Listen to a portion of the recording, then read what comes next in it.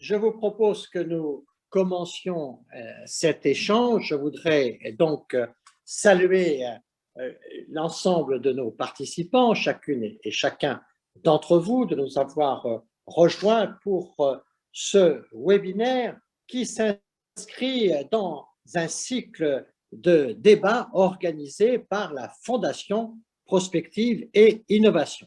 Cette fondation a été créée il y a plus d'une trentaine d'années par René Monory, à l'époque président du Sénat français, et François Dalle, le président de L'Oréal, pour donner un cadre de réflexion, notamment au projet que le président Monory portait dans la Vienne autour du Futuroscope.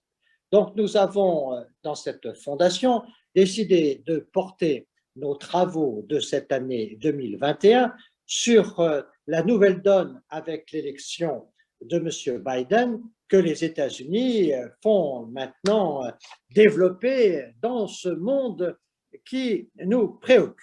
Dans ce contexte-là, nous avons donc organisé déjà plusieurs débats.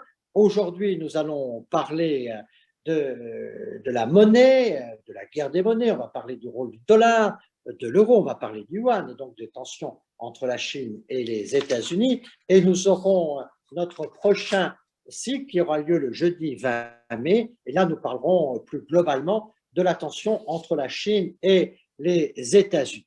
Donc, nous sommes aujourd'hui réunis avec des orateurs, des panélistes que je voudrais saluer et particulièrement remercier de s'être rendus disponibles pour cette importante discussion. Je salue M. Christian Noyer, le gouverneur honoraire de la Banque de France, qui nous fait cet honneur de participer à cet échange. Je salue David Bavrez, qui est en direct de Hong Kong, qui est partenaire fondateur de Cadea Capital, dont on connaît un certain nombre d'expertises qui sont exprimées régulièrement dans les médias français, et Michael Bloch, directeur général d'Adit Ventures, qui, lui, nous parle de New York. Soyez le bienvenu tous pour cet échange. Nous avons donc comme souci aujourd'hui d'essayer de répondre à la fois dans une analyse de court terme sur la situation qui est celle aujourd'hui de la situation internationale sur le plan financier et monétaire, et puis naturellement, surtout, en profitant de vos expertises, d'avoir un regard sur le plus long terme. Cette discussion va donc porter un peu en deux temps. D'une part, on va avoir un débat sur le court terme, puis après sur les éléments plus structurels de l'avenir. Je voudrais d'ores et déjà dire aux uns et aux autres que vous pourrez poser des questions à nos différents orateurs. Donc, nous allons réserver du temps, sans doute la dernière demi-heure de nos échanges, pour enregistrer vos questions. Vous avez sur vos écrans, que ce soit en haut ou en bas, suivant que vous ayez un ordinateur ou un iPad, un signal qui vous permet de poser votre question, et Serge Degallet va rassembler les questions et interviendra dans la dernière partie du séminaire pour qu'on puisse évoquer vos préoccupations aux uns et aux autres. Nous allons donc engager nos débats. Ces débats qui sont aujourd'hui marqués par une très très forte actualité financière. Un grand journal français titré hier soir « Fièvre spéculative sur la finance mondiale ». Et on voit bien qu'on est dans une situation assez extraordinaire où aujourd'hui les États distribuent l'argent comme ils en ont rarement distribué, mais que les citoyens n'hésitent pas à utiliser cet argent pour aller spéculer, aller chercher des rentabilités puissantes sur les marchés boursiers. Tout ça crée naturellement, dans une période où on est inquiet sur l'économie, sur l'emploi, une fièvre financière, et on aimerait bien avoir aux uns et aux autres vos différentes analyses. Mais au-delà de cette situation de court terme, on voit bien que ce qui est en train de se passer aujourd'hui est une tension puissante entre les États-Unis et la Chine. Cette guerre qui est une guerre froide peut-être, cette tension qui a commencé par des droits de douane, puis s'est développée sur le terrain technologique et qui maintenant peut aussi se développer sur un terrain monétaire, nous montre bien que nous sommes là dans ce qu'on a appelé souvent le piège de Thucydide, c'est-à-dire que la nation numéro un s'inquiète beaucoup de l'émergence de la nation numéro 2 et que la nation numéro 2 se verrait bien à la place de la nation numéro 1 et que cette situation va être durable, elle est naturellement très tendue, on voit bien qu'aujourd'hui les propagandes des uns et des autres sont en œuvre, on a des tensions qui sont puissantes et se pose la question de la place notamment de l'Europe dans cette dialectique pour voir si l'Europe a les moyens, que ce soit sur le plan stratégique, que ce soit sur le plan financier, que ce soit simplement sur le plan de l'économie et de la croissance. Est-ce que l'Europe peut jouer un rôle dans cette situation internationale extrêmement tendue où chacun aujourd'hui craint un dérapage qui pourrait donner de la gravité à la situation. Donc on voit bien que dans cette nouvelle donne internationale où les États-puissances, chacun pousse leur avantage, on voit bien que au-delà de l'armement, au-delà de la puissance économique, de l'innovation, de la recherche, des vaccins, aujourd'hui, on voit bien que les rapports de force s'expriment partout et s'expriment notamment sur le terrain financier et monétaire. Donc, nous allons discuter de cela. Auparavant, je vous propose que nous entendions l'économiste célèbre qui est Jean-Paul Bedbez, qui nous fait une vidéo de présentation un peu de ce sujet avant d'engager tout de suite le débat avec la prise de parole du gouverneur honoraire de la Banque de France, Christian Noyer. Donc d'abord, Monsieur Bavrez, c'est à vous pour cette introduction d'économiste que vous savez nous faire mieux que quiconque. Bonjour.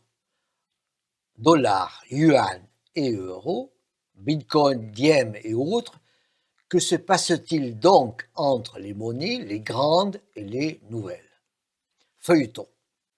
Quoi? Il y aurait maintenant deux sortes de monnaies, les grandes et les nouvelles? Oui. À côté des grandes monnaies, le dollar, l'euro et le yuan, voici les nouvelles, bitcoin, libra, diem, toutes nées de la révolution technologique en cours. Donc nous allons vers de nouvelles instabilités. Oui, entre les grandes monnaies, dollars, yuan et euros, ce sont des instabilités au fond que nous connaissons. Entre les nouvelles monnaies et les autres, avec le bitcoin, c'est celle que nous voyons de plus en plus. Entre les nouvelles et les grandes monnaies, Libra contre dollar, c'est celle que nous découvrons et qui est très politique, le tout en pleine crise géopolitique et sanitaire. Donc il y aurait pire que le vieux problème entre les bonnes et les mauvaises monnaies.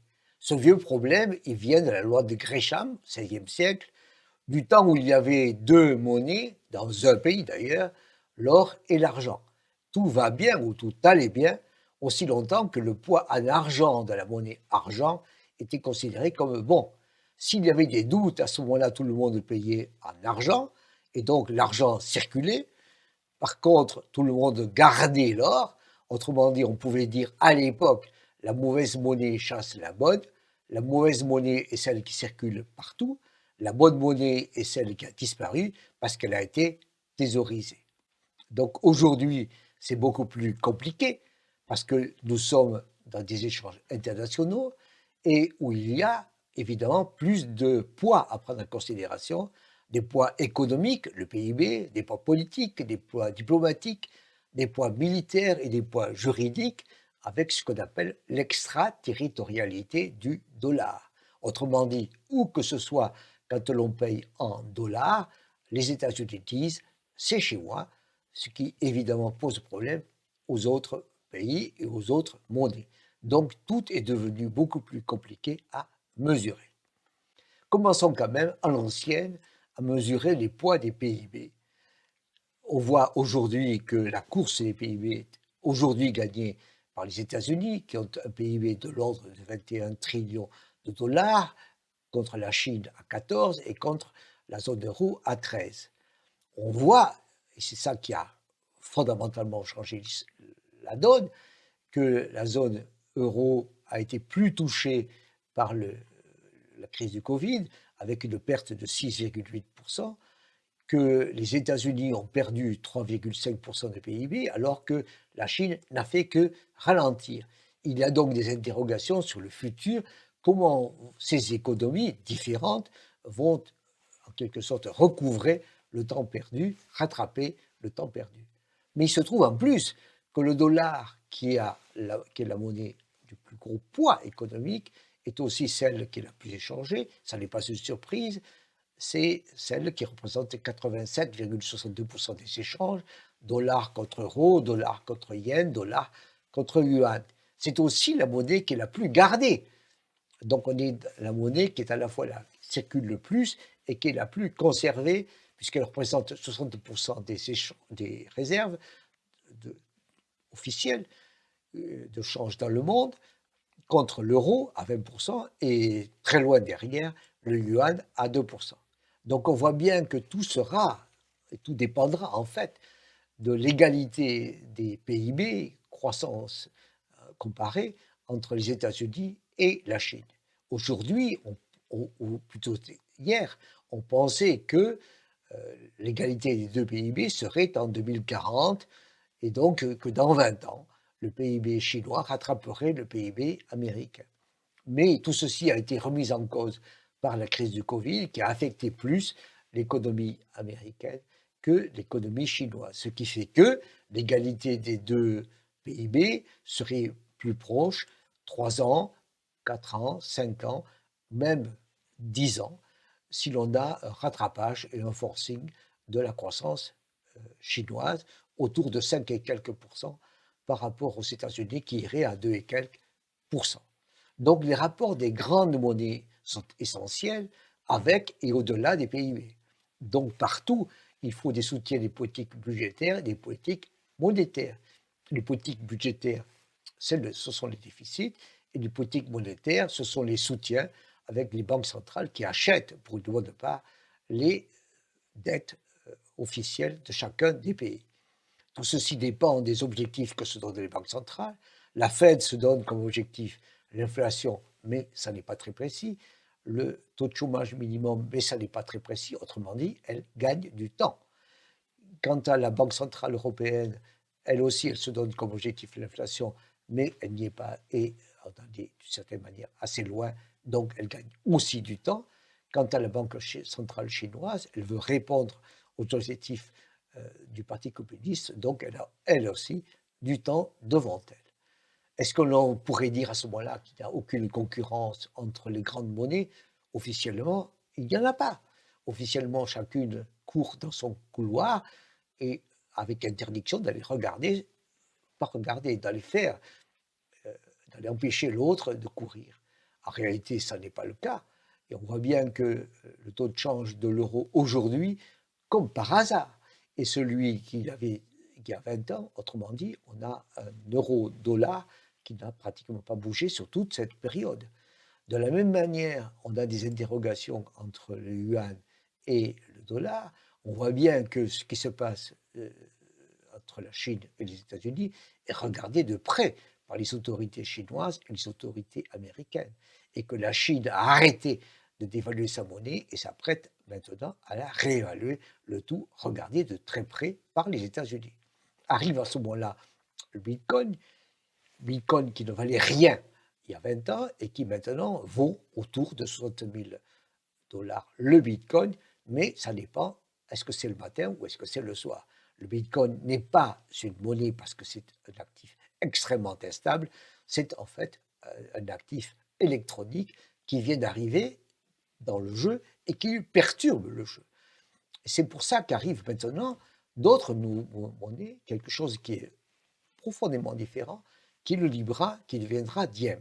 Qu'est-ce que c'est que le Libra? C'est une monnaie proposée par Facebook qui veut surclasser les monnaies traditionnelles, les grandes monnaies, en disant « je suis plus stable que vous, dollars, euros », et je propose à toute personne qui achète des Libras d'avoir un taux de change qui sera, lui, constant et beaucoup plus stable que celui du dollar, de l'euro et du yuan entre eux.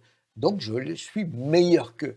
Bien entendu, la réponse a été immédiate et la réponse a été politique venant des États-Unis, venant du Congrès, en disant « touche pas au dollar, il n'y a rien de plus stable que le dollar ».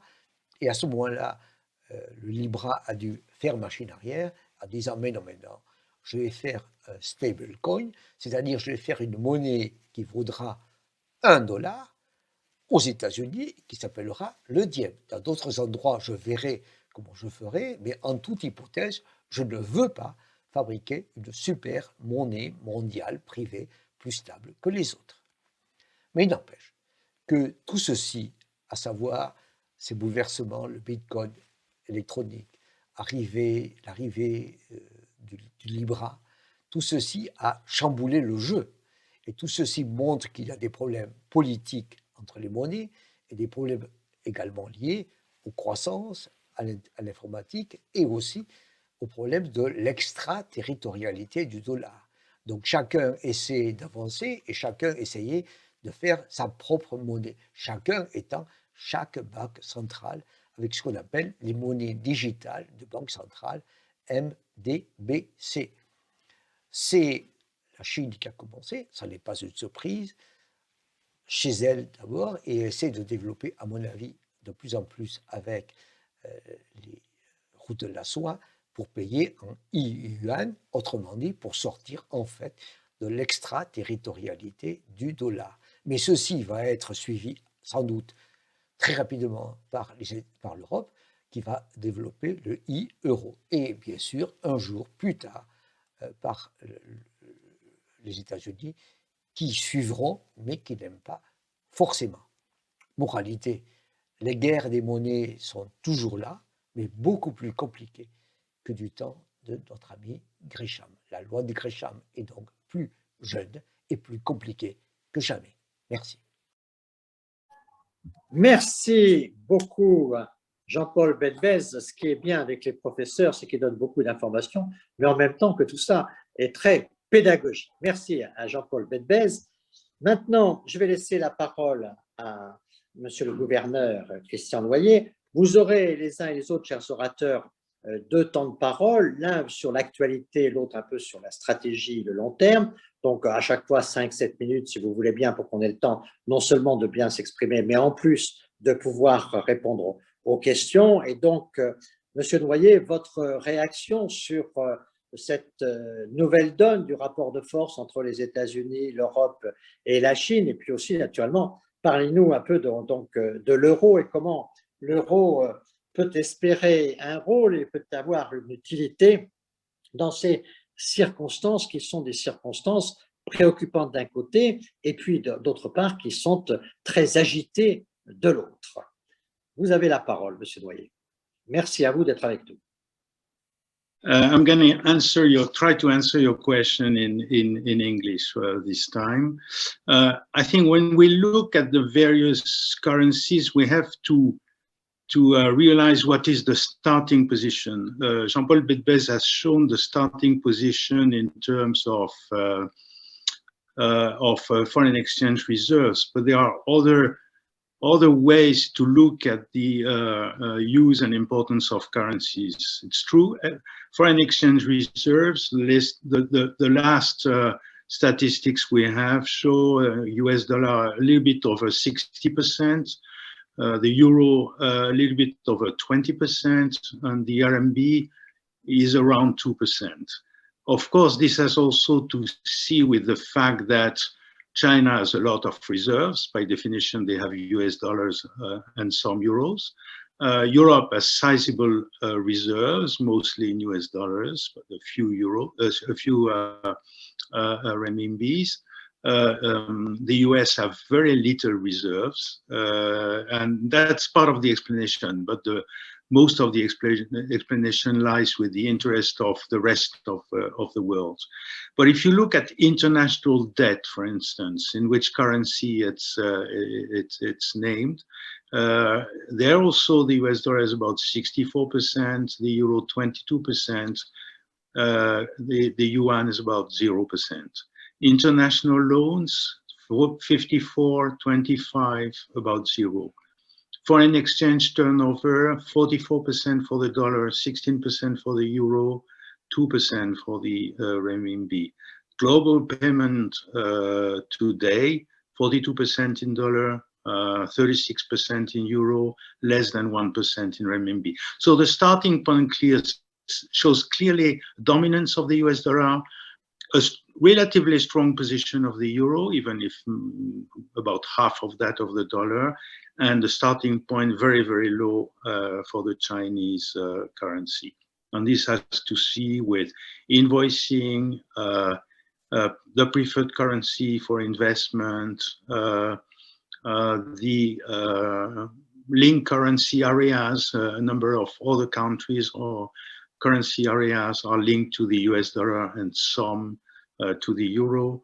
The denomination of commodities, the use of the dollar, for instance, for important sustainable goods, substitutable goods, where you want to have an easy way to compare the prices, and that's for aircrafts, for instance, but there are many other things.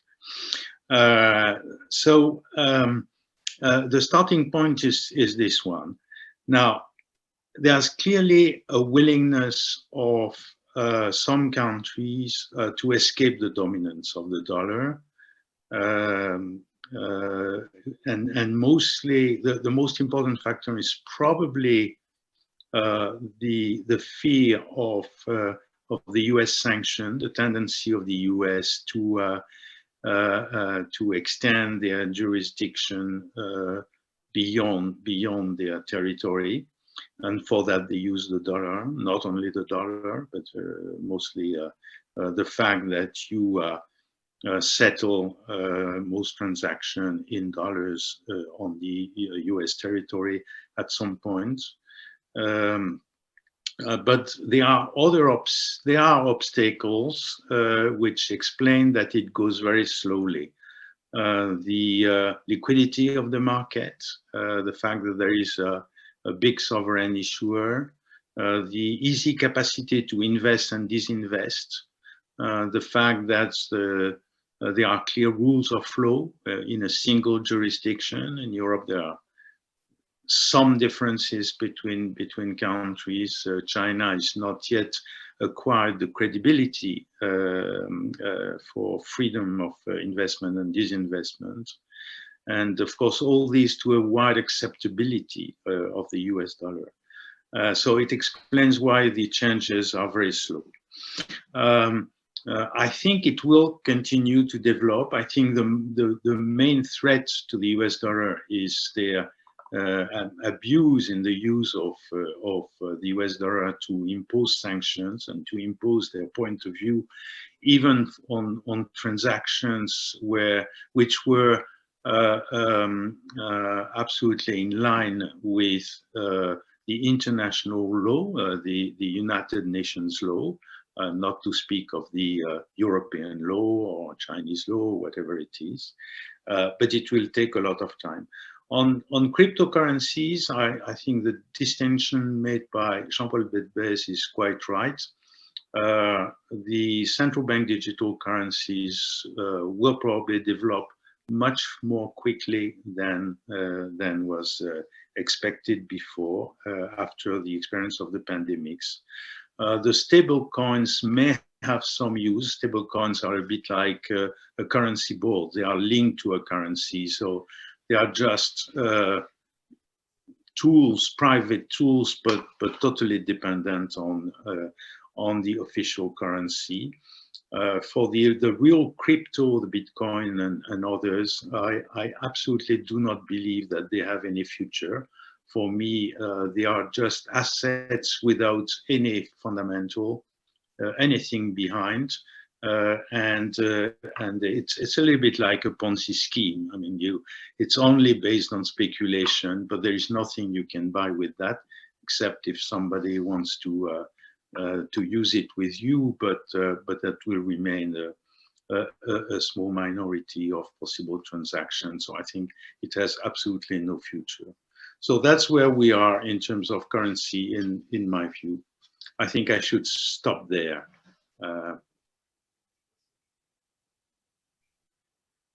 Merci beaucoup, Monsieur le Gouverneur. Je voudrais demander maintenant à David Bafel,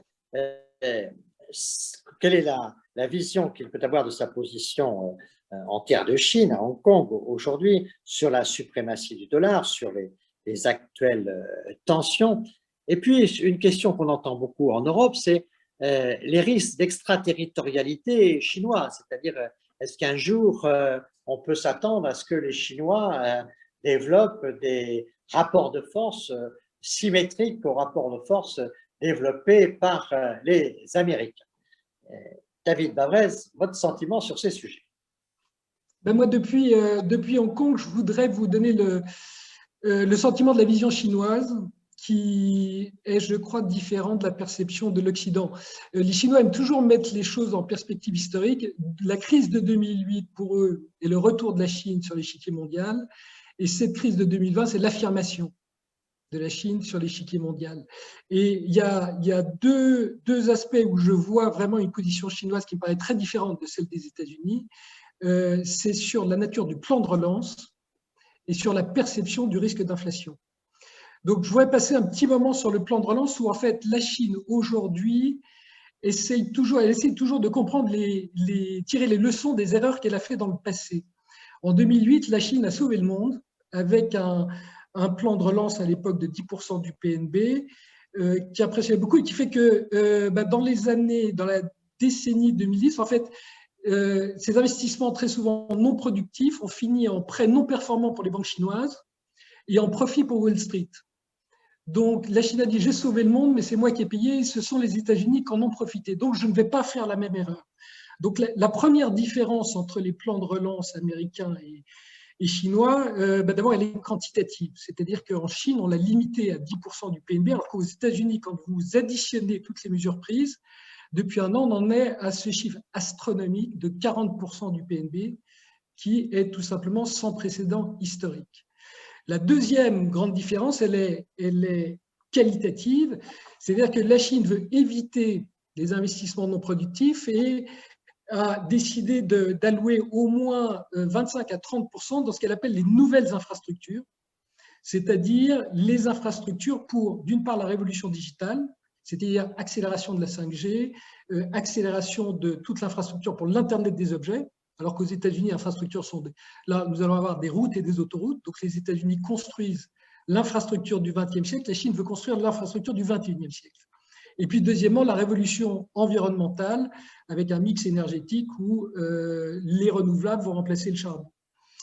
Donc, vous voyez, une opposition quantitative, une opposition qualitative, mais aussi une opposition de philosophie qui est que chez nous en Occident, et Monsieur le Premier, je suis sûr que vous en souvenez quand vous étiez à Matignon, on relance l'économie par la relance de la consommation. En Chine, c'est l'inverse, on relance, en fait, c'est la relance de l'économie qui va tirer la relance de la consommation, parce qu'il y a toute l'épargne qu'il faut en Chine. Il faut juste recréer la confiance. Donc, toute l'idée de la Chine, c'est de dire, nous n'allons pas faire ce plan américain, comme vous l'avez dit précédemment, si on donne 1 trillion de dollars aux Américains, un tiers va se retrouver en bourse. Nous voulons, nous, construire l'infrastructure de demain. Donc ça, c'est là. Je voudrais d'abord vraiment transmettre ce message. À court terme, la pensée du plan de relance aux États-Unis et en Chine est très différente. Le second thème qui me frappe, c'est la perception du risque d'inflation. C'est-à-dire que nous avons eu, il y a quelques semaines, c'est vraiment le monde à l'envers, nous avons eu le président de la Banque centrale de Chine dire « Je pense qu'il y a un risque énorme de bulle financière en Occident ». Alors que, vous vous souvenez, ça fait plus de 10 ans que nous nous inquiétons tous les matins sur un risque de bulle immobilière en Chine. Donc, le monde s'inverse. Les Chinois, en fait, et je crois que cette inflation, les Chinois font une grande différence entre l'inflation des biens et services et l'inflation des actifs. Et la raison pour laquelle les Chinois ont peur de l'inflation des actifs, c'est tout simplement parce que là où je réside à Hong Kong, cette inflation des actifs, en l'occurrence l'immobilier, a été la source de troubles sociaux. Et c'est ça que Pékin veut absolument éviter. Donc il y a en Chine vraiment, et on le voit dans les chiffres, hein, c'est-à-dire que le gouvernement chinois dit, la Banque centrale dit, M2, donc la masse monétaire cette année, ne doit pas augmenter de plus de 10 à 15% pour qu'elle soit en ligne avec, en fait, l'évolution nominale du PNB. En revanche, aux États-Unis, si vous êtes mettons que vous soyez un martien et que vous veniez sur la Terre une fois tous les 10 ans, en 2008, le plan de sauvetage des États-Unis, le fameux TARP de M. Paulson, c'était 700 milliards de dollars.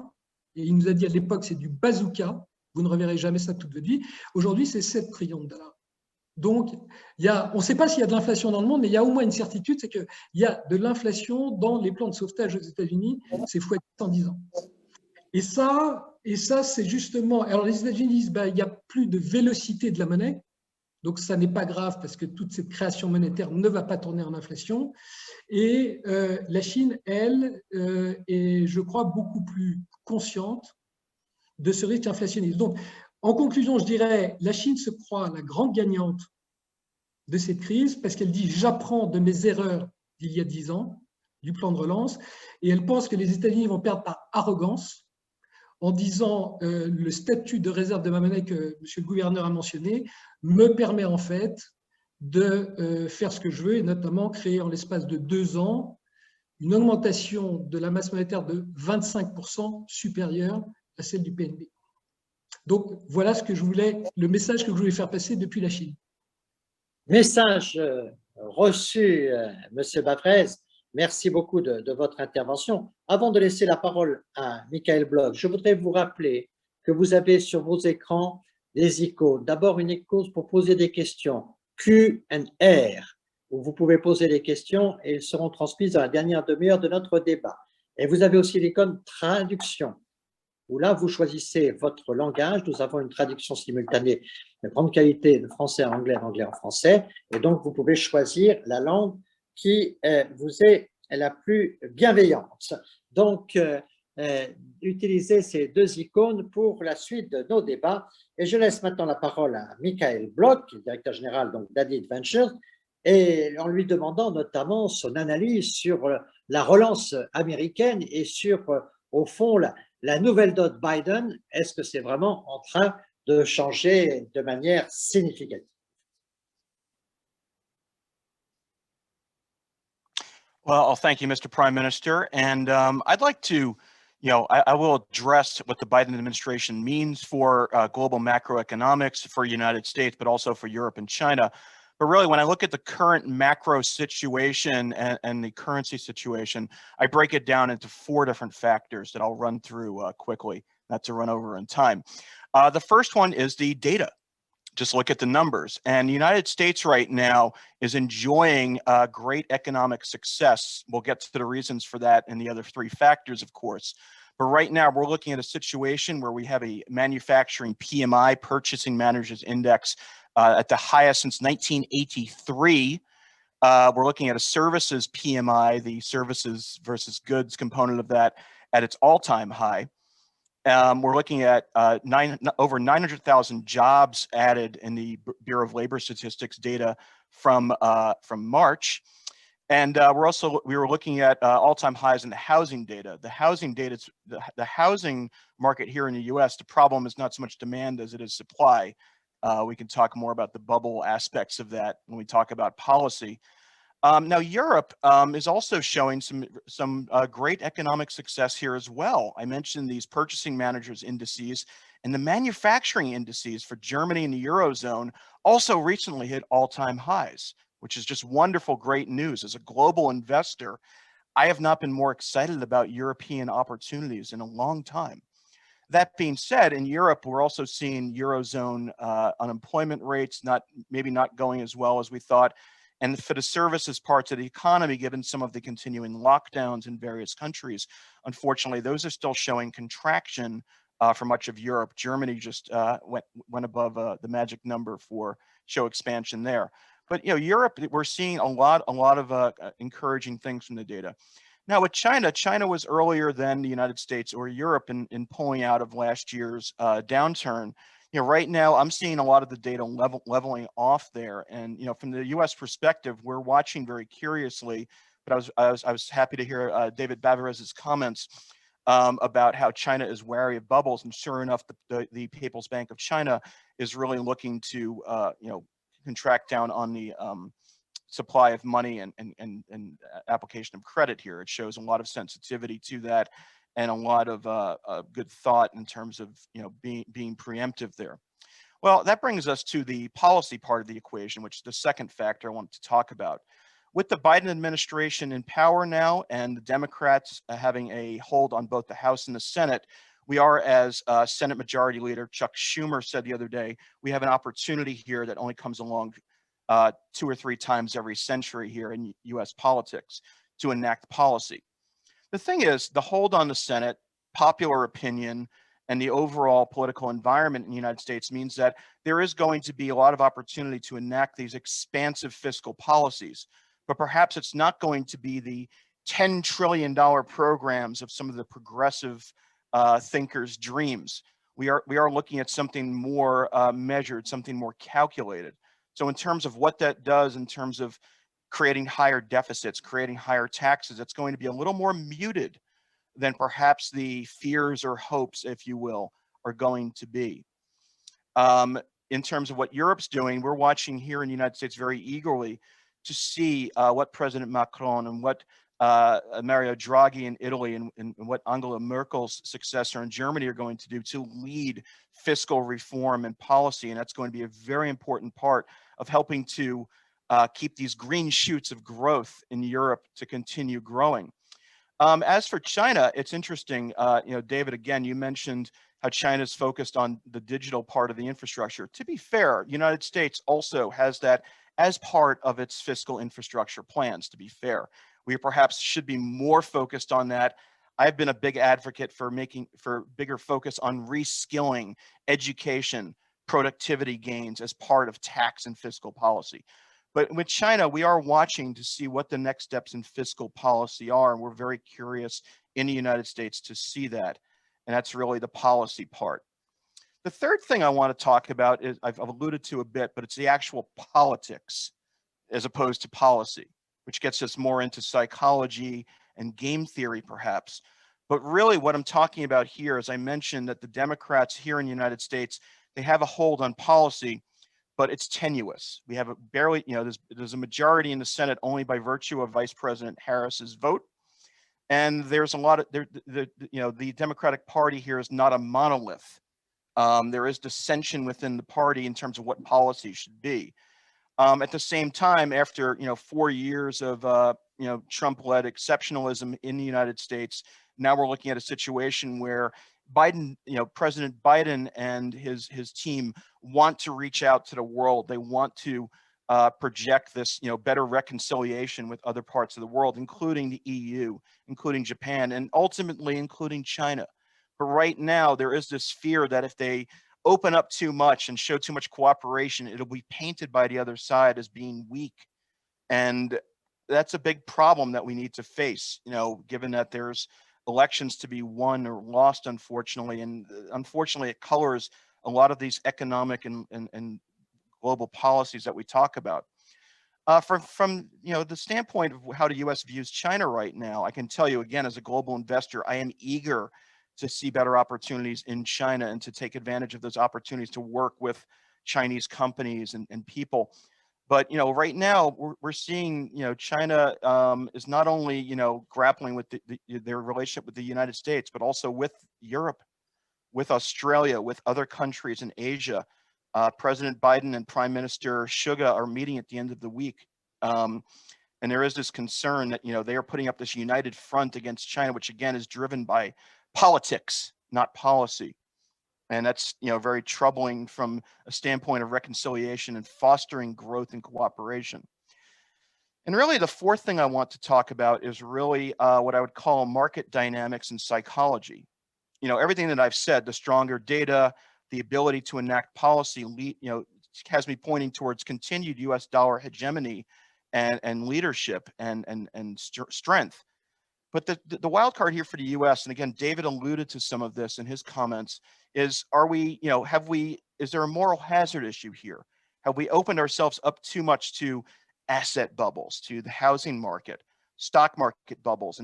And when I say stock market bubbles, it means a lot about volatility that can undermine confidence in the dollar. Look at what's happened in the past 3 months, just in the past 3 months here in the United States. Maybe you didn't think you'd hear about this today, but let's talk about the GameStop and stocks like this acting volatilely and leading to volatility and returns of investment funds. Let's look at the debacle that happened that affected some of the global banks like Credit Suisse and Nomura with this large family office called Archegos. Let's look at Greensill, the UK lender that also impacted banks. There's a lot of, when money flows freely, there's great opportunity to foster growth, but there's also this moral hazard. Again, David said the People's Bank of China is very astute to this. We all need to be astute to this. And to me, this is one of the biggest threats to the dollar's hegemony here. I'll leave it there for now. I know we're going to discuss more about these currencies and cryptocurrency, and I'm eager to do that. So thank you. Merci beaucoup, Michael. On apprécie cette présentation et je reviens vers David Bavrez pour voir si, dans ce climat un peu de tension, si on a le sentiment qu'aujourd'hui, tout est subordonné à la tension avec les États-Unis et qu'au fond, la monnaie de Chine est une arme parmi les autres de la compétition à laquelle on se livre, ou est-ce qu'au fond, on reste encore aujourd'hui dans un stade où la Chine est dans une logique de long terme, travaillant l'internationalisation de sa monnaie et essaie de voir éventuellement une utilisation de e-monnaie pour essayer de jouer toutes les cartes sur ce plan-là, ou est-ce que naturellement on est dans un court terme dévorant et d'une certaine manière inquiétant, voire très préoccupant? Monsieur le Premier ministre, le problème qu'on a, c'est ce que vous adorez avec la Chine, c'est le paradoxe. C'est-à-dire que la Chine veut changer le système actuel qui ne lui convient pas, comme monsieur le gouverneur nous l'a expliqué. Si vous avez une part de marché des paiements qui est 1/10 de celle de votre grand ennemi, vous voulez naturellement changer ce système. Et les Chinois savent historiquement que les crises économiques tournent aux crises financières et finissent en crise monétaire. Donc c'est là où ils voient l'opportunité de la crise actuelle. Ils voient une politisation de nos banques centrales, aussi bien en Europe qu'aux États-Unis, en disant elles perdent leur indépendance, donc les monnaies perdent, cet ancien système perd sa crédibilité, donc j'ai une opportunité. Mais au même moment, et c'est ça le paradoxe, c'est que vous savez que la Chine déteste les grands changements et adore la stabilité à long terme. Il voudrait un changement progressif. Et la manière dont j'essaie de le comprendre, c'est, je retourne à ma naissance, quand un franc français à l'époque, un franc suisse valait un franc français. Et aujourd'hui, un franc suisse vaut 1 euro. Donc, en l'espace d'un demi-siècle, les Suisses ont fait 6 fois la mise sur le dos des Français.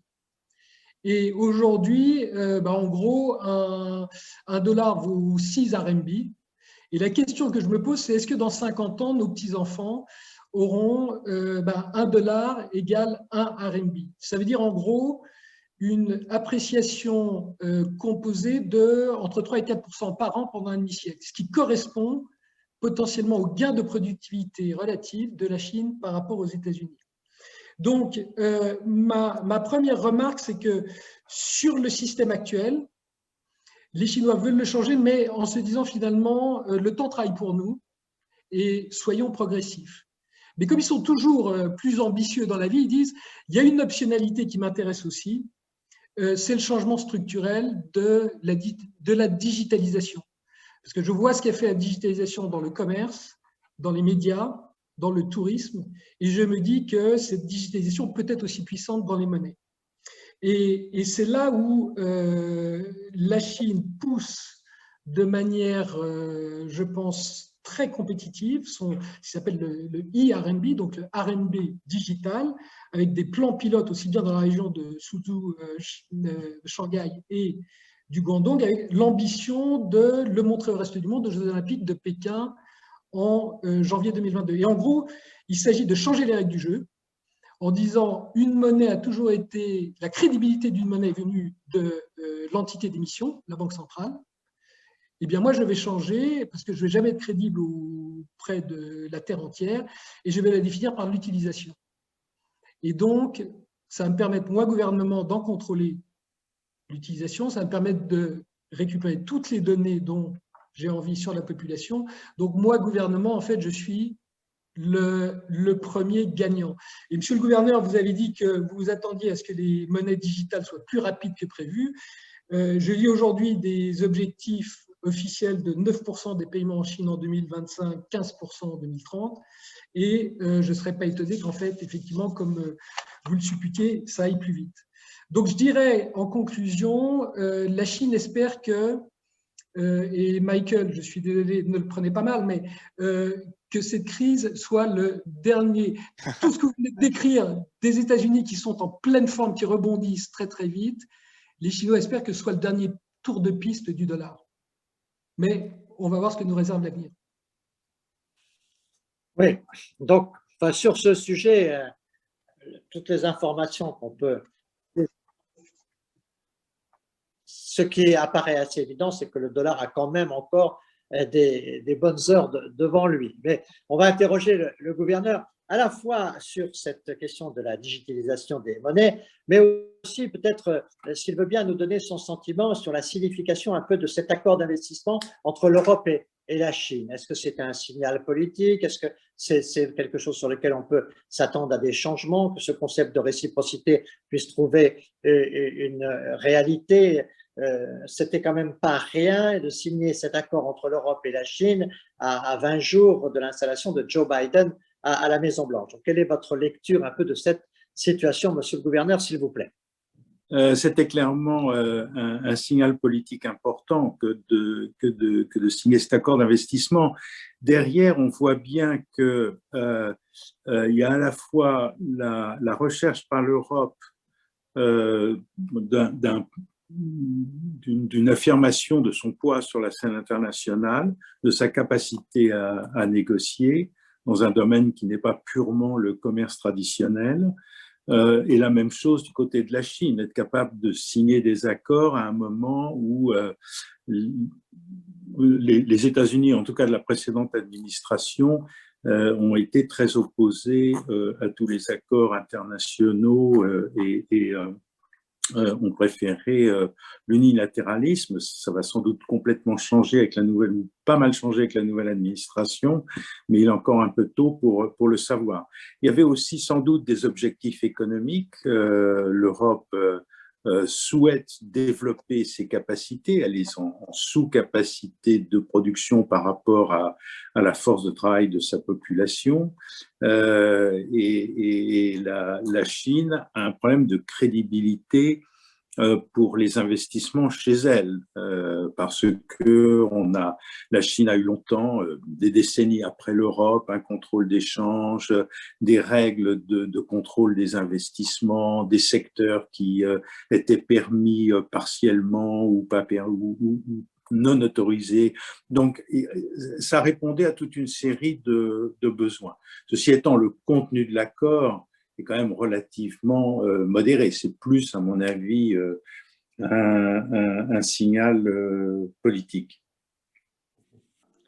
Merci. Et alors, donc, quelle peut être, au fond, la place de l'euro dans cette nouvelle donne internationale? Est-ce que c'est, au fond, une force de l'Europe ou une fragilité de l'Europe? On voit bien que dans la tension qui s'installe, on va avoir des pressions pour être en accord avec les États-Unis, on va avoir des pressions du côté du Japon. Est-ce qu'on peut penser que finalement, par une certaine volonté européenne exprimée par cette monnaie commune, d'avoir une sorte de rôle de l'euro qui soit un troisième partenaire dans cette dualité?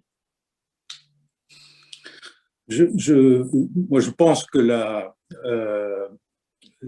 il est clair que l'euro est aujourd'hui le seul vrai compétiteur vis-à-vis du dollar.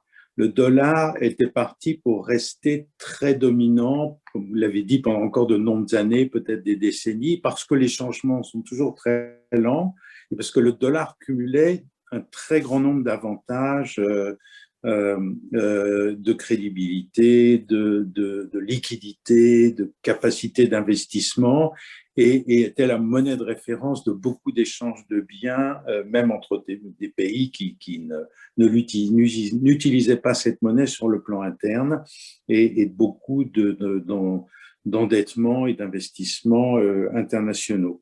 Alors là où les nouvelles technologies peuvent créer une rupture, c'est que au fond, le dollar bénéficiait d'un espèce d'effet de monopole naturel qui était fondé sur toutes les infrastructures qui ont été construites à la suite de la Seconde Guerre mondiale. On pourrait dire à la suite de Bretton Woods, que ce soit les systèmes SWIFT, que ce soit, enfin, tous les systèmes de paiement, de règlement fonctionnent mieux avec une monnaie.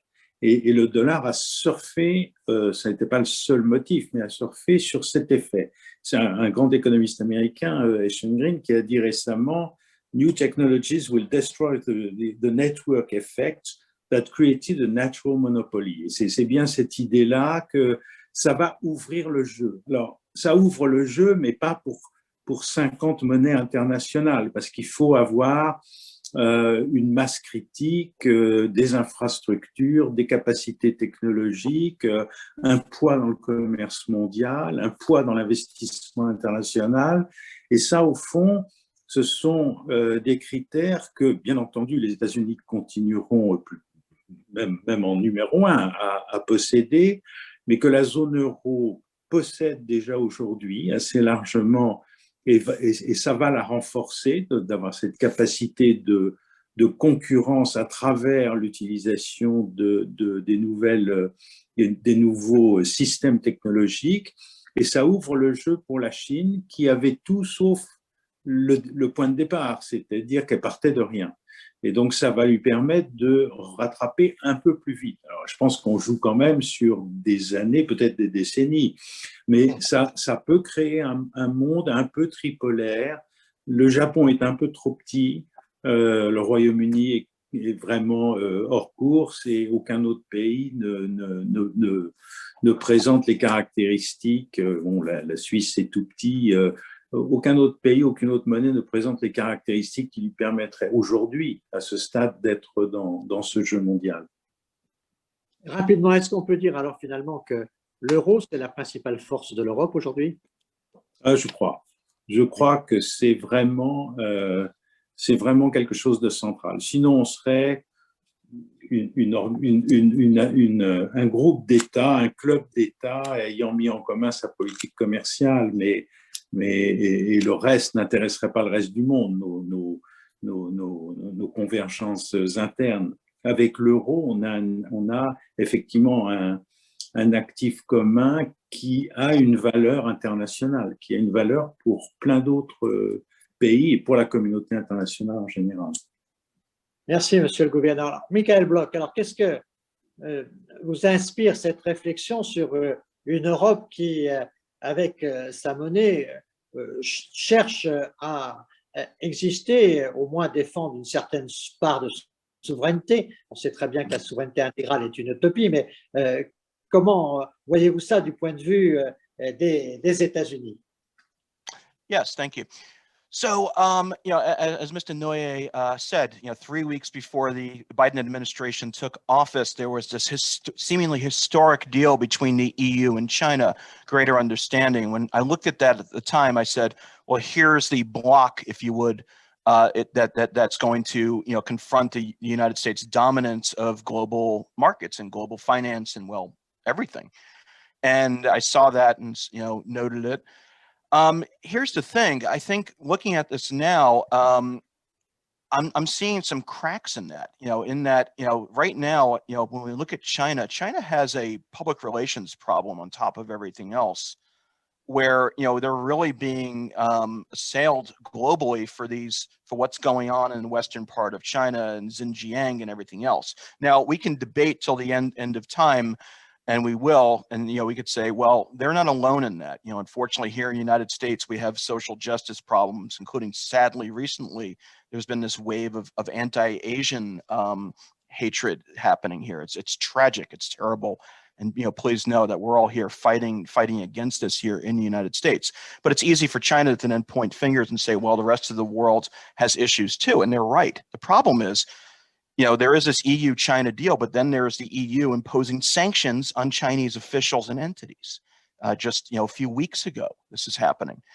And so I look at this and I look at Europe and say, well, maybe that block's not happening. But yes, getting back to your question, what about the euro itself? Like I said, as an investor, I have not been more excited about Europe in a long time, but there is this hill to climb. We keep talking about long-term goals and making these baby steps. We're seeing some of that right now with Europe from where I'm sitting. We're seeing, the euro's strength. We're seeing good policy making by the likes of President Macron, and the potential for Draghi in Italy and everything that's going on there. And we want to see bolder fiscal policy, bolder monetary policy from Christine Lagarde and from the likes of the Bank of France and everything else. So we'd be very excited to see that. And I think Europe has a very large role to play here. This is not a winner takes all game. It may seem like it at times. And if you're saying who wants to be the dominant player, perhaps it is. But there is a strong role here for Europe and for the euro. If there are folks who say, I don't want to deal in dollars, I want to move away from the United States, the euro is a great alternative for that. And we've seen that in markets. We've seen that on the micro level, on the macro level. Now with China and enacting this new digital currency through the central bank, there is encouragement there. But right now, like I said, if China has a public relations issue, do people really want to move away from the United States to this perceived Chinese oversight of what they're doing? We may not be there yet in terms of the global trust and cooperation and coordination that we want. It may be antithetical to the whole idea of digital currency. Part of the alleged allure of cryptocurrency is that you're moving away from central oversight and authority, for better or worse. And perhaps, that's not how this is all going to play out right now. You take all of those factors, this aversion to United States dominance, this fact that China has some challenges to overcome, it leaves this great ample place for the euro to play a very significant role in global payments, in global macroeconomics, in global commerce. So that's what we're seeing now. And again, it's an exciting time to be looking at Europe. Merci beaucoup. C'est vrai que dans les relations internationales d'aujourd'hui, on constate à peu près partout une sorte de déficit de confiance qui rend en effet les choses plus complexes un peu partout, et c'est très important de le souligner. Merci beaucoup, Michael. Je vais demander maintenant à Serge Degallet de nous présenter quelques-unes des questions qui ont été posées par nos amis présents à ce débat. Nous vous écoutons. Merci. Des réponses ont déjà été apportées aux questions, mais il en reste quand même qui appellent des interventions. La première porte sur les crypto-monnaies et en particulier le Bitcoin. Le propos de Christian Noyer disant que c'est de la pure spéculation et que Bitcoin no future, naturellement, suscite des avis sinon opposés, interrogatifs. Et il y a le fait que des grandes institutions financières, des grandes banques privées, maintenant opèrent des transactions en crypto-monnaie. Est-ce que ceci ne donne pas une certaine assise aux crypto-monnaies et au Bitcoin en particulier? Deuxième série de questions, c'est naturellement sur la Chine et en quelque sorte le pouvoir monétaire ou paramonétaire de la Chine. La politique de la Chine en matière de choix de monnaie de réserve. La Chine détient beaucoup de bons trésors américains, donc des réserves libellées en dollars importantes. Est-ce qu'un glissement vers d'autres monnaies, en particulier bien sûr l'euro, ne pourrait pas changer l'équilibre des monnaies en termes de répartition des réserves. Autre point toujours relatif à la Chine, c'est les relations économiques et financières et quasiment de swap que développe la Chine avec une grande partie de l'humanité, que ce soit le Pakistan, l'Afrique, la Russie, et où on voit bien que la monnaie de compte, c'est le yuan, et qu'il y a donc des mécanismes qui ne font pas appel au dollar. Et puis, il y a le rapprochement Chine-Russie pour éviter justement l'emprise du dollar. Donc, c'est la deuxième. On cite également l'accord qui vient d'être passé entre la Chine et l'Iran. Et troisième question, c'est dollar, euro, yuan et les autres monnaies de pays comme l'Inde, de continents comme l'Afrique qui veulent jouer la carte de l'identité, et quelle est la place de ces pays ou de ces continents dans le futur paysage monétaire mondial. Voilà, Jean-Pierre, Merci. Alors, peut-être qu'on peut demander à David Baprès de répondre en premier, notamment sur ce pouvoir paramonétaire de la Chine dont Serge de Gallet vient de parler, et puis naturellement de voir quelle pourrait être la place de l'euro comme réserve pour les Chinois, puisqu'on se souvient, je parle sous le contrôle de Christian Noyer, mais que dans la crise de 2008-2010, la Chine avait acheté beaucoup de monnaie européenne pour nous aider à faire face à nos difficultés. Donc, dans ce contexte, quelle est votre analyse? Et puis, parlez-nous aussi, David, un peu de votre sentiment sur les relations en Afrique et notamment aujourd'hui l'utilisation du yuan dans ces investissements chinois dont on mesure que, on va voir ce que ça va donner avec le Club de Paris, mais on voit bien que sur les questions de la dette, il y a des discours apaisants, mais encore des réalités divergentes. David, votre avis sur ces questions?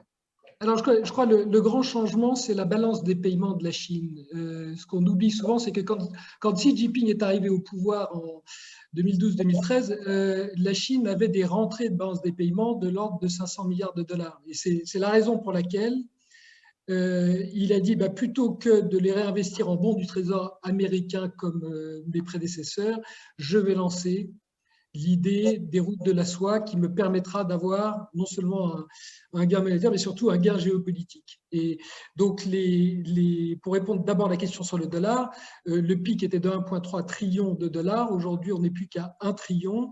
Et l'idée de la Chine, encore une fois, c'est de ne pas casser le système, mais de réduire progressivement sa position en dollars. Sur l'Afrique, c'est le même, c'est le même schéma que les routes de la soie. Il est très difficile, il y a une grande opacité sur les chiffres pour savoir exactement ce qu'a fait la Chine, mais on parle depuis 2013-2014, entre 500 et 700 milliards de dollars qui auraient été investis, et avec potentiellement un tiers de ces investissements qui feraient défaut. Donc la Chine aujourd'hui n'est plus...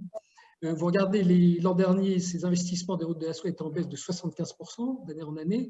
Donc la Chine n'est plus, je crois, dans une conquête monétaire. Et elle est toujours intéressée du point de vue géopolitique, mais elle voit bien que sa balance des paiements, compte tenu d'un surplus commercial qui va...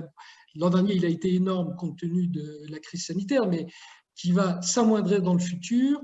La Chine va avoir besoin d'investissements étrangers. Il faut absolument que Michael vienne avec ses dollars en Chine.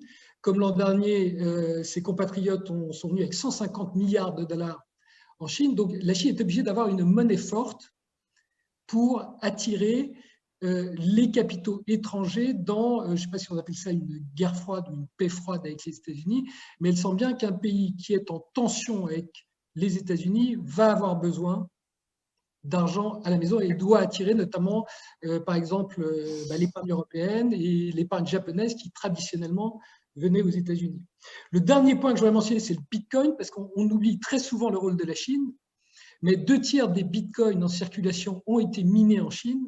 95% des Bitcoins créés dans les 3 dernières années ont été minés en Chine, avec un coût environnemental énorme, puisqu'aujourd'hui, l'électricité utilisée pour créer des bitcoins est l'équivalent de tous les data centers dans le monde. Et ça, je crois que ça pose un problème à la Chine, et ça le pose d'autant plus que le bitcoin, avec $1 trillion de flux dans le monde, est un moyen pour des Chinois de contourner le contrôle d'échange. Donc, je rejoins monsieur le gouverneur en disant qu'un bitcoin qui monte à $50 000, ça devient un problème pour les banques centrales, et je pense que tôt ou tard, les banques centrales vont intervenir, mais ça pourrait être comme Al Capone qu'on met en prison pour fraude fiscale, et là, nous allons arrêter le bitcoin pour des raisons environnementales.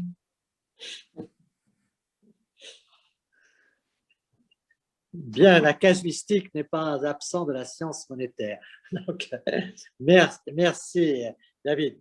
Monsieur le gouverneur, alors, votre avis, redites-nous sur le Bitcoin, mais d'une manière générale, un peu cette attractivité des investissements, comment est la position de l'Europe sur cette question d'attractivité? Et puis, dites-nous un mot, s'il vous plaît, aussi sur l'actualité vraiment immédiate, cette situation des bourses, cette fièvre de spéculation, parce qu'au fond, on va quand même se trouver dans ces années où on va avoir pas mal d'élections et où l'opinion publique va s'intéresser un peu à la macroéconomie. On va quand même voir d'un côté des bourses qui montent de manière accélérée et d'autre côté un mur du chômage qui risque d'être aussi extraordinairement puissant. Donc, on a là le sentiment que entre le monde de l'économie financière et puis le monde de l'économie réelle de l'activité des entreprises, on risque d'avoir un schisme assez difficile à gérer, sachant que personne ne sait comment sera la situation de l'automne, mais on peut en tout cas penser qu'un certain nombre de grands groupes liés au transport, liés au tourisme, liés à un certain nombre de secteurs particulièrement exposés vont connaître des grandes difficultés et que ça va entraîner des questions difficiles sur le paramètre de l'emploi. Monsieur le gouverneur. Toujours le son. Oui, merci, monsieur le Premier ministre. Alors, pour expliciter ce que j'ai dit sur le Bitcoin, qu'est-ce que c'est qu'une monnaie? Une monnaie, ça a 3 fonctions, dit-on traditionnellement, disent les économistes: étalon de valeur, réserve de valeur, moyen d'échange. Quand vous regardez ce qu'est le Bitcoin, il ne repose pas, à la différence des monnaies officielles, il ne repose pas sur une obligation faite par un État, ni sur la crédibilité d'une banque centrale qui a un statut. C'est quelque chose qui est purement fabriqué. Donc, il ne représente rien. C'est un actif, ce n'est pas une monnaie, ce n'est pas quelque chose avec lequel vous pouvez universellement acheter des biens et services. Il y a quand même une minorité de gens qui accepteront vos bitcoins. Ce n'est pas une vraie réserve de valeur. Il augmente de valeur, mais il peut aussi s'effondrer tout d'un coup. Donc, vous pouvez pas, ce n'est pas quelque chose de fiable. Et si plus personne n'en veut, ça vaut 0 demain. Si on arrête. Et ça n'est pas, au moins quand vous utilisez un bien comme simili-monnaie, si vous utilisez de l'or, si l'or ne vaut plus rien, vous pouvez toujours vous fabriquer des bijoux. Alors peut-être qu'il y a des limites à ça, mais ça a quand même une valeur de base qui est l'utilité que vous pouvez en tirer. Le Bitcoin, c'est rien. Si demain, plus personne d'autre que vous n'a d'intérêt dans le Bitcoin, ça vaut 0. Et même pas, parce que personne ne vous l'achètera.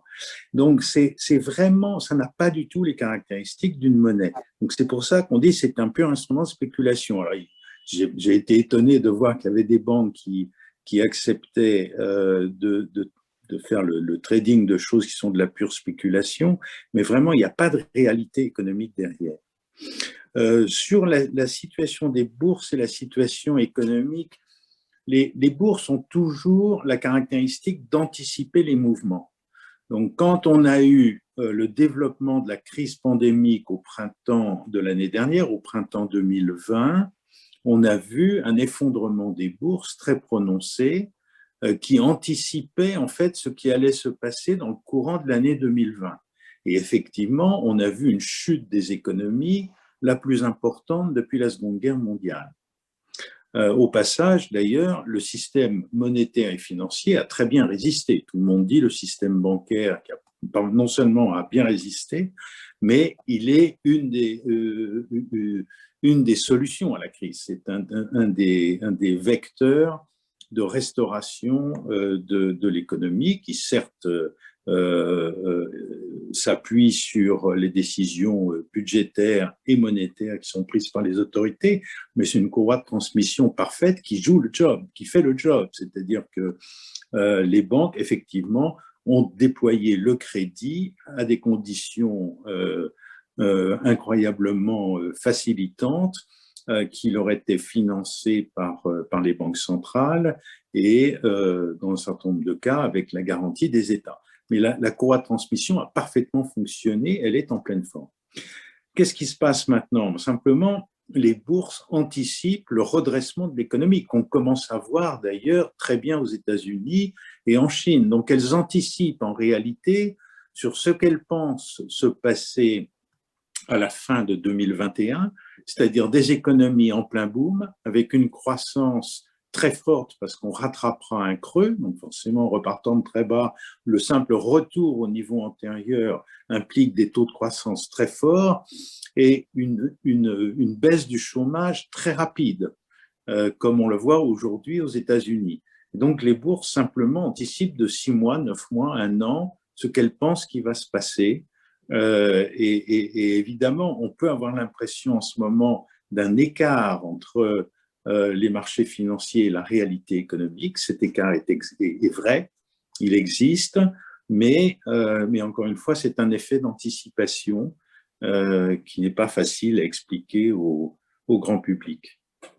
Est-ce que vous partagez, vous, en tant qu'économiste et banquier central, est-ce que vous partagez cet optimisme, donc ce scénario un peu de perspective que font les marchés sur une situation de croissance accélérée et donc, au fond, un automne et un printemps 2002 d'expansion? Oui, moi je suis assez optimiste. Je pense effectivement qu'on va avoir une période de très forte croissance et de retour à un point normal. Alors savoir si on rattrape pas complètement le retard accumulé, on viendra bien sûr au point de départ, mais est-ce qu'on rattrapera la perte de croissance de ces 2 années ou 3 années rapidement et facilement? Ça, c'est incertain. Mais je pense qu'on va avoir un très bon automne, j'espère, et certainement normalement une très belle année 2022. Oui, j'en suis assez convaincu. Merci beaucoup, Christian Noyer. Alors, Michael, donc, quelles sont vos perspectives à vous, notamment sur les relations entre les États-Unis, l'Europe? Comment voyez-vous ces différents progrès possibles? Et notamment, dites-nous comment vous voyez évoluer la question très difficile en Europe de l'extraterritorialité, de ces décisions qui font que les grandes entreprises comme Total ou PSA sont obligées de fermer en Iran pour être conformes à leurs relations avec les États-Unis. Comment voyez-vous tout ce contexte? Et puis, dites-nous ce que vous pensez aussi des questions qui sont posées à la fois sur le Bitcoin, mais aussi sur le jeu que peut avoir la Chine avec ce pouvoir qualifié tout à l'heure de paramonétaire. Sure. Let me try to address all of that. Let's talk about Europe and the United States first. With the Biden administration in power and people like Janet Yellen as part of the administration, working with President Macron and Mario Draghi and everyone else, I'm actually very optimistic on U.S.-European relations. It was stunning to me during the Trump administration that we were actually slapping these punitive tariffs on Europe, and I just thought that was antithetical to everything that the free trade and pro-business elements in the United States profess to be, and I found it very disappointing. I'm looking forward to more there. That said, I do think that the issues of extraterritoriality that you mentioned, remember that, you know, even if we're all trying to extend olive branches and really, you know, bring the world closer together, there is this political necessity in the United States of not seeming weak on Iran. Like, I can say that I'm very supportive of the Biden administration, but I also look back on, say, the Obama administration and John Kerry and the deal that he made with Iran. Sitting here as an American, I look back and shake my head saying, that's as antithetical to achieving long-term goals as many of the other things that happened, say, in the past 4 years. So I do think that that could be a sticking point. That's something that the United States, the Biden administration, cannot afford to back down on these issues of, say, dealing with Iran. We can say we're going to open ourselves to possibilities, but that is definitely something that's going to be a sticking point in furthering these encouraging signs between the United States and Europe. Now, changing gears a little bit, and to address your question on cryptocurrencies, where I'm coming out is this. I look at Bitcoin, I see the adoption by US institutions like Fidelity and BlackRock and all of these other institutions in the United States. You know, as a venture capital investor, we have gotten involved in the non-fungible token space. We were fortunate enough to be exposed to that early, and we see the value in entertainment and gaming and fintech of blockchain applications. I get it. We get the point. In terms of digital currencies, though, you know, number one, in terms of being a store of value, the initial presentation by Dr. Betbez showed the, you know, the hyperbolic you know, rise of Bitcoin, and you look at that and say, well, there's volatility in foreign exchange markets, but this is not something that inspires a lot of confidence, even if it has everyone enthusiastic about cryptocurrencies. You know, this is something that's not going away. People are attributing value to it, but in terms of being this viable source of payments and money flows, it still has some maturation it needs to undergo. Whether that's done under a central authority or something more decentralized remains to be seen. We're excited about the prospects there, but that has a ways to go. It's going to be interesting to see how China continues to react to the free markets in that space, as well as the EU and United States, and everything else, in terms of what's happening versus what the People's Bank of China is doing with the digital currency. Now, on the third issue with thinking about China and where they fit into the whole picture here and some of the questions that Serge shared with us earlier, I just wanted to add this. There's a lot of talk about what China needs to do and what their financial relationships with other countries are. How do they take steps towards becoming a reserve currency? My thought is this. As I mentioned earlier, I see China as having a public relations problem.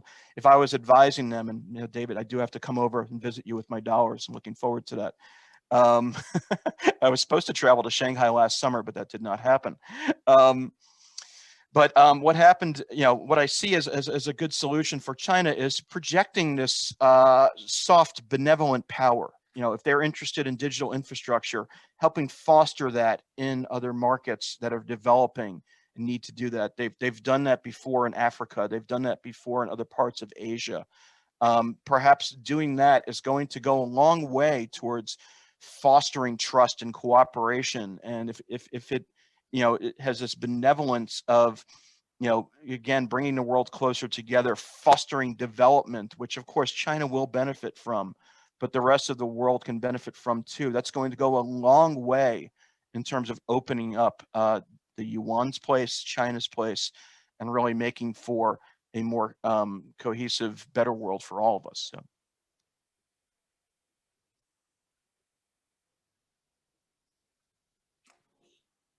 Merci beaucoup, Michael Bloch. Est-ce qu'il y a un des trois panélistes qui veut ajouter quelque chose qu'il avait l'intention de dire et qu'il n'a pas pu dire encore à ce point? Monsieur Noyer, je suis sûr que vous avez quelque chose à nous dire. Merci, Monsieur le Premier ministre. Very simple. I'm going to finish in English, if you permit. I think if we want this, the relationships between the three, America, Europe, and China, to turn into a positive, there will be a certain confrontation, but it should be positive and friendly. I think we need to settle, or they need to settle, the impression of some unfairness in the system.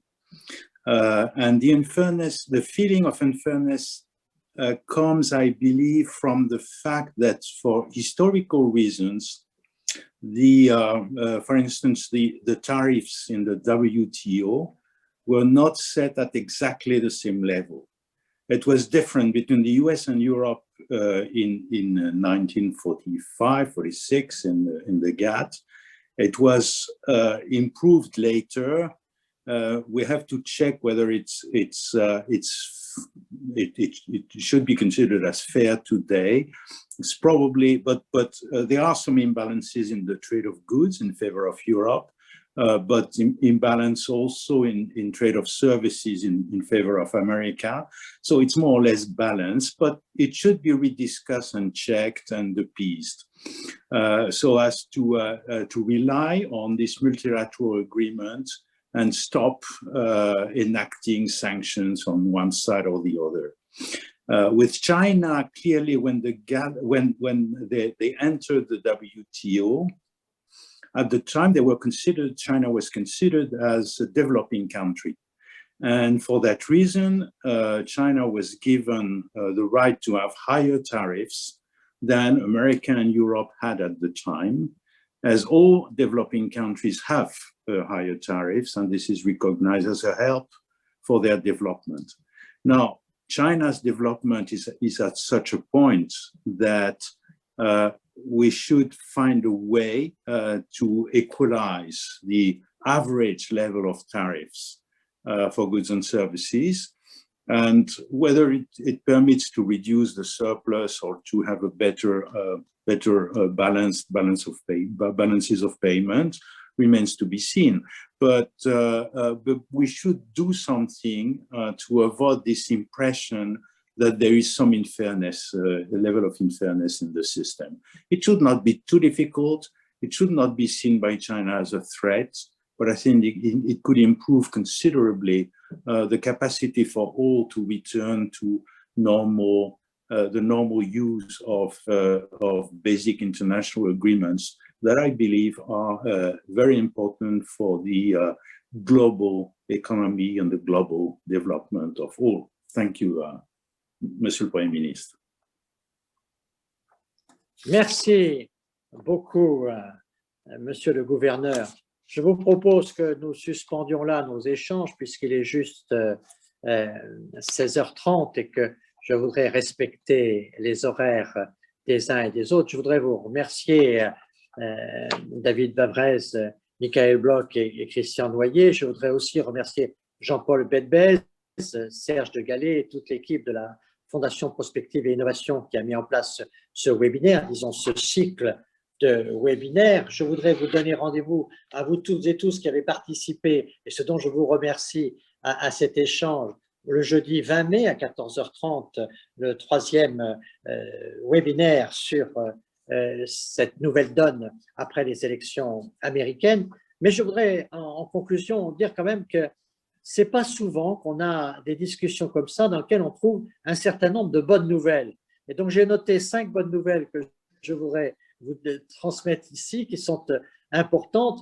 D'abord, première bonne nouvelle, qui est quand même une vision de M. Noyer, mais à l'automne, on peut penser que la croissance sera remobilisée, qu'il y aura des perspectives. Donc, après cette étape de vaccination, l'Europe aujourd'hui est entrée dans une phase de vaccination massive et on voit bien que si cela continue, on peut espérer pour l'automne une croissance rapide, ce qui est quand même une bonne perspective pour tous ceux qui sont aujourd'hui inquiets de l'avenir.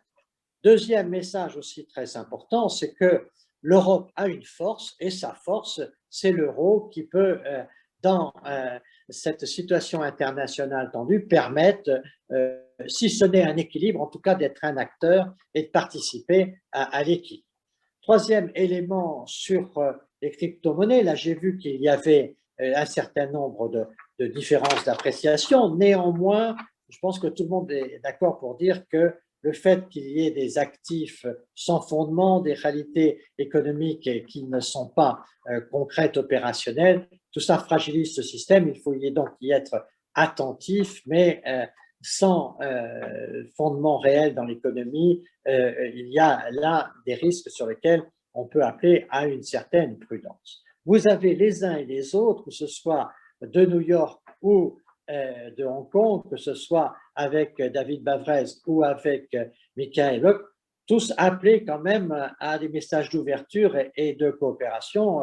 Christian Noyer est même allé jusqu'à critiquer un peu la démarche de sanction, c'est-à-dire ce qui est quand même la rupture de coopération quand on est dans le logique aujourd'hui de sanctions. On voit bien que c'est quelque chose qui bloque la coopération et puis quelquefois qui laisse penser qu'on est dépendant des uns des autres alors que chacun peut définir en indépendance, en tout cas avec une certaine souveraineté, ses propres positions.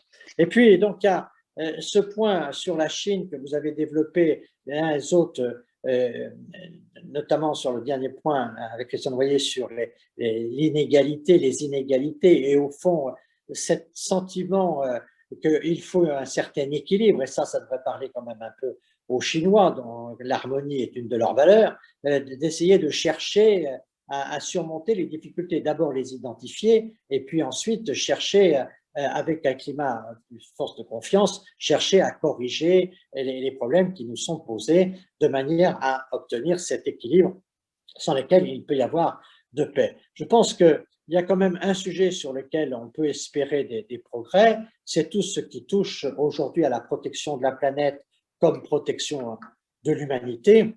Là, nous sommes dans un schéma quand même tout à fait intéressant puisque finalement, le discours de Xi Jinping quand il signe les accords de Paris est assez voisin du discours de Biden quand il rejoint Paris et que sur ce champ-là, non seulement il y a une proximité de discours, je sais bien que les discours ne suffisent pas dans les relations internationales, néanmoins, quand les discours sont en opposition, ça n'avantage pas les situations. Et donc là, on voit qu'on a quand même non seulement des proximités, mais aussi un soutien dans les opinions publiques mondiales, et notamment chez les jeunes de tous les pays, de Bangalore à Shanghai, et de Shanghai à San Francisco, et partout dans le monde, on voit la jeunesse se mobiliser sur une sorte de planétisation qui serait une sorte d'humanisation de la mondialisation. Et donc là, il y a quand même quelque chose qui touche un peu aussi à la morale.